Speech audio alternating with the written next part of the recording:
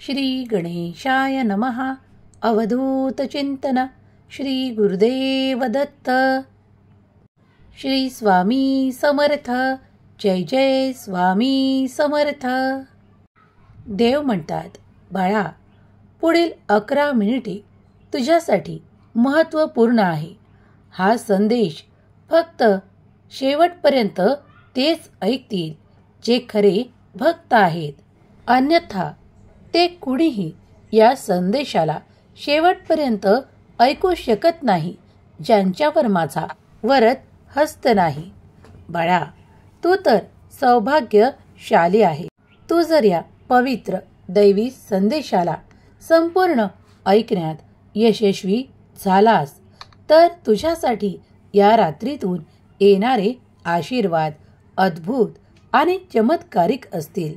बाळा, पुढील काही मिनिटे हा संदेश ऐकत राहा, कारण यात तुझे भाग्य परिवर्तन करणारे आशीर्वाद तुझ्या दिशेने येत आहेत. तुमचा कठीण काळ समाप्त करण्यात आला आहे. देवांनी तुमच्यासाठी ते द्वार उघडले आहे, ज्यात तुमच्यासाठी अधिक आनंद, अधिक उत्साह, अधिक सुख आणि अधिक पैसा ठेवला आहे. तुम्ही त्या पैशासाठी खूप काही धडपड करत आहात. मला माहीत आहे की हे कलियुग आहे. प्रत्येक जण इथे आपल्या कर्माद्वारे ते प्राप्त करू इच्छिते, ज्यामुळे त्याला सुख, सुविधा, आनंद, सुंदर घर, सुंदर जीवन प्राप्त होण्यासाठी तुम्ही जे काही प्रयत्न करत आहात ते सर्व काही प्रयत्न एकत्रित करून देव तुमच्यासाठी मोठा आर्थिक चमत्कार घडवून आणणार आहेत. तुमचा विश्वास अधिक बसेल, कारण देव तुम्हाला ती मदत देऊ इच्छितात. जर तुम्ही खूप काही आर्थिक संपन्नतेसाठी, आर्थिक प्रसन्नतेसाठी देवाकडे विनंती प्रार्थना करत आहात, तर हा संदेश शेवटपर्यंत ऐका, कारण येणारे अद्भुत चमत्कार तुमच्या जीवनात ते घडवून आणेल, ज्याची तुम्ही देवाकडे प्रार्थना करू इच्छिता. होय बाळा, देव तुझ्याशीच बोलत आहे. तुझे सौभाग्य आहे की तू या इतक्या मोठ्या जगात देवाचे हे पवित्र शब्द तुझ्या समोर येताच ऐकत आहेस. बाळा, तू दुर्लक्ष केले नाहीस, कारण तू हे चमत्कार प्राप्त करण्यासाठी उत्सुक आहेस, आनंदी आहेस आणि त्यावर तुझा संपूर्ण विश्वास आहे की देव तुझ्यासाठी ते चमत्कार घडवणार आहेत. पुढील काही काळात तुम्ही पाहाल की तुमच्या समस्या अशा काही मार्गाने समाप्त करण्यात येतील, ज्यासाठी तुमची निवड करण्यात येईल. देव तुमचे नाव त्या ठिकाणी घेऊ इच्छितात ज्या ठिकाणी तुम्ही पोहोचू इच्छिता. देव म्हणतात, ते सर्व काही तुला प्राप्त होईल ज्याची तुला अपेक्षा आहे. अपेक्षा आणि आशा देवांकडून ठेवा, इतर मनुष्यांकडून नाही, कारण मनुष्यात ती वाईट खोड आहे की तो जेव्हा जेव्हा कुणी आपल्या जवळ येते तेव्हा त्याला खूप काही फसवण्याचे प्रयत्न करू लागतो, त्याला लुबाडण्याचे प्रयत्न करू लागतो. तेव्हा अशा लबाड आणि चुकीच्या लोकांपासून मी तुला दूर ठेवू इच्छितो. मला माहीत आहे की तू खूप काही असे अनुभव घेतले आहेत. तू आयुष्यात खूप काही ठिकाणी अशा लोकांचा सामना देखील करत पुढे आला आहेस. पण आता इथून मात्र घाबरू नकोस. मनातल्या शंका सोडून दे, कारण आता तुझ्या वाटेवर येणारे प्रत्येक जण तुला मदत करणारे आणि तुला पुढे नेऊ इच्छिणारे तुझ्या मार्गात मी पाठवत आहे. बाळा, माझे ऐक. तुम्ही दररोज माझ्याकडे मुद्दाम दुर्लक्ष करता, तरीही नेहमी मी तुमची काळजी घेतो. जर तुम्ही आता माझ्याकडे दुर्लक्ष केले तर मी तुमच्या समस्येत तुम्हाला मदत करू शकणार नाही. जर तुम्ही तुमच्या आयुष्यात पुढे जाऊ इच्छिता तर तुम्हाला देवाकडे ते लक्ष द्यावे लागेल. देवाला तुम्हाला काहीतरी द्यायचे आहे जे तुम्हाला लवकरच प्राप्त होणार आहे. त्यात तुमच्यासाठी अत्यंत सुखद आनंदी करणारी बातमी आहे. जर तू हा पवित्र संदेश शेवटपर्यंत ऐकणार असेल तरच पुढे जा, किंवा आत्ताच दुर्लक्ष कर, कारण याचा तुझ्या जीवनावर काही परिणाम होऊ शकतो.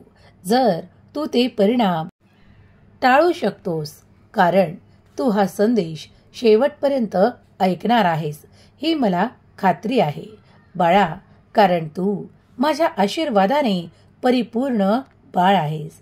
तुझी ऊर्जा वाढवणारा हा संदेश ज्या क्षणाला तुझ्यापर्यंत येईल तेव्हा तुझ्यात एक दिव्य ऊर्जा प्रवाहित होऊ लागेल, कारण तुझ्यासाठी तुझा देव सतत कार्य करत आहे.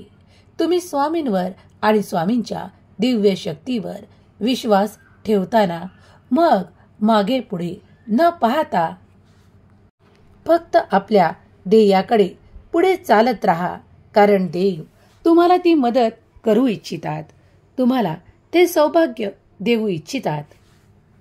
दैवी शक्तीवर आणि भगवंताच्या आशीर्वादांवर संपूर्ण विश्वास जो कोणी ठेवतो त्याला कधीही त्याच्या आयुष्यात अंधार दिसत नाही.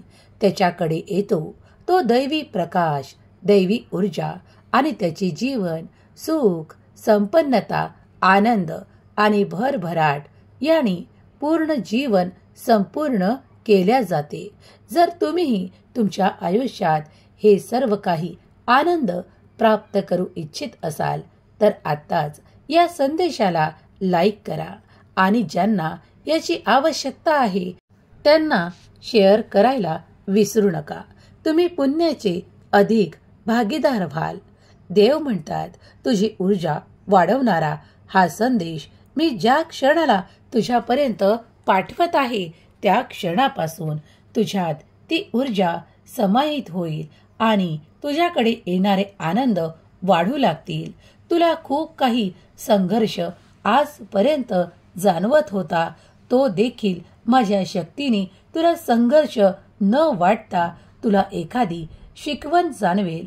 बाळा, जेव्हा एखाद्या सुंदर रम्य ठिकाणी तुम्ही इच्छित करता की मला त्या जागी जायचे आहे, पोचायचे आहे, तर ते तुमचे पुढील ध्येय ठरते.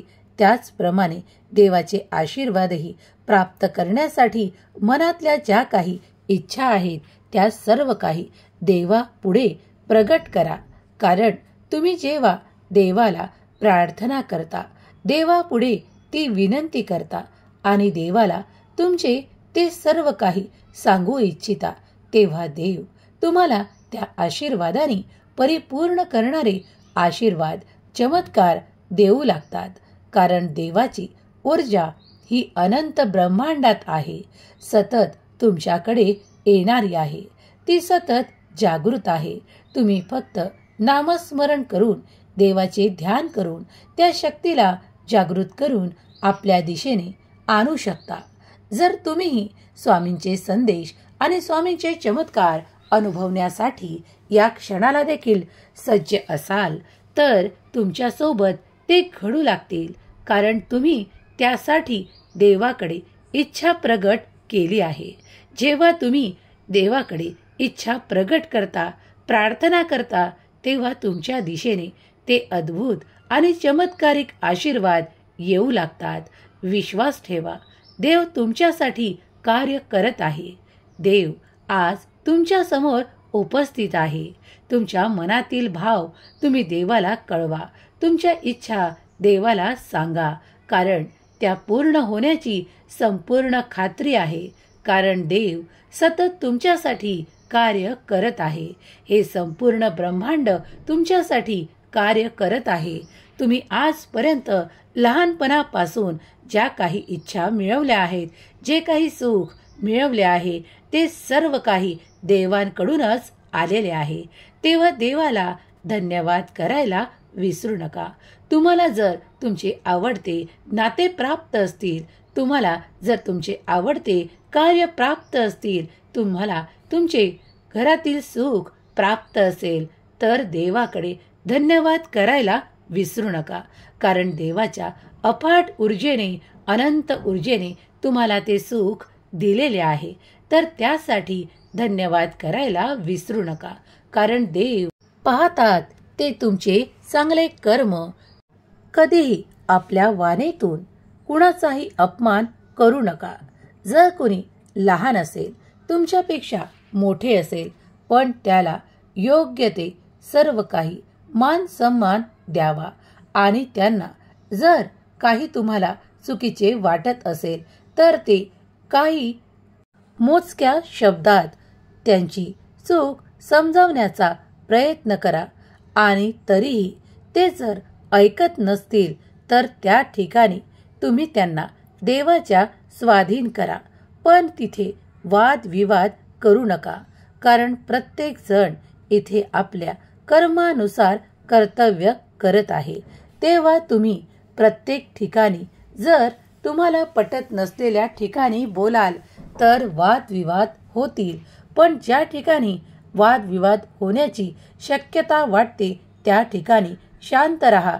सर्व काही देवावर सोपवून द्या आणि देवाचे स्मरण करा. तुम्ही काही काळातच पाहाल की जी व्यक्ती तुमचा विरोध दर्शवत आहे, काही तुम्हाला चुकीचे दर्शवत आहे, त्याच ठिकाणाहून तुम्हाला ती व्यक्ती टाळाटाळ करणे बंद करेल, तुम्हाला चुकीचे ठरवणे बंद करेल. कारण ती आता योग्य मार्गावर चालत आहे. तुम्ही जेव्हा देवाचे स्मरण करून त्यांच्यासाठी प्रार्थना केली आहे, तर सर्व काही देवावर सोपवून निश्चिंत राहा. त्यांना तो योग्य मार्ग दाखवला जाईल. ते तुमच्या कार्यात विघ्न आणणार नाहीत. ते तुमच्या कार्यात खूप काही अडथळे आणणार नाहीत. कारण देवाने तुमची प्रार्थना ऐकली आहे. जेव्हा देव प्रार्थना ऐकतात, तेव्हा तुमच्यासोबत चमत्कार घडू लागतात. विश्वास ठेवा. देवाची अफाट अनंत शक्ती तुम्हाला सहाय्यक आहे. तुम्ही देवाचे नामस्मरण करत आहात, देवाची सेवा करत आहात. ती कधीही व्यर्थ होणार नाही. तुम्हाला तुमचे इच्छित लवकरच प्राप्त होईल. स्वामींची दिव्य ऊर्जा सतत तुम्हाला सहाय्य करत आहे. ज्या ठिकाणी तुम्हाला एकटे वाटते, त्या ठिकाणी स्वामींचे स्मरण करा. स्वामींना ते सांगा की ज्या मला ठिकाणी भीती वाटत आहे, त्या ठिकाणी तुम्ही माझी साथ द्या. स्वामी नक्कीच तुमचं ऐकतील, यावर विश्वास ठेवा. आणि ज्या गोष्टी तुमच्या हातून निघून गेल्या आहेत असे तुम्हाला वाटत आहे आणि त्यामुळे तुमच्या मनात कित्येकदा काही दुःख, यातना होत आहेत की त्या गोष्टी निघून गेल्या आहेत, तर त्याही पेक्षा सर्वोत्कृष्ट काहीतरी स्वामी तुम्हाला नक्कीच देतील, यावर विश्वास ठेवा. कारण देवाकडे तुमच्यासाठी प्रकाश आणि अद्भुत आशीर्वाद आहेत. जर तुम्ही पुढे चालत राहिलात, तर तो प्रकाश आणि काही भेटवस्तू, आनंदाचे क्षण तुमच्या जीवनात येतील. हा विश्वास मनात ठेवा आणि स्वामींचे स्मरण करा. स्वामी तुम्हाला कधीही एकटे ठेवणार नाहीत आणि तुम्हाला कधीही कुठेही दुःखीही ठेवणार नाहीत. स्वामींचा दिव्य आशीर्वाद या संदेशाच्या मार्फत तुमच्यापर्यंत येत आहे.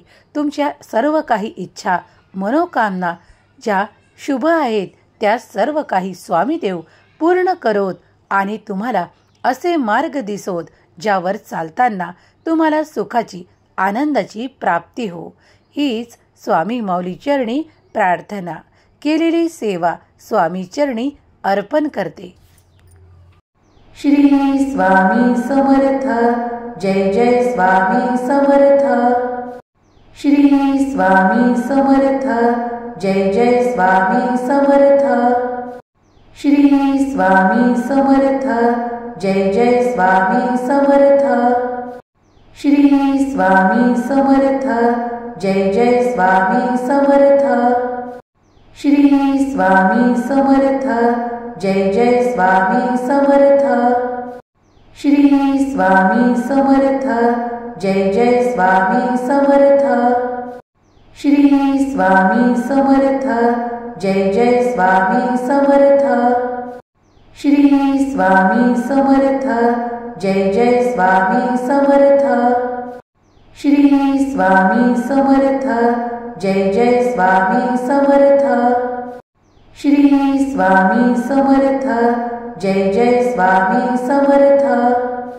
श्री स्वामी समर्थ. जय जय स्वामी समर्थ. श्री स्वामी समर्थ. जय जय स्वामी समर्थ.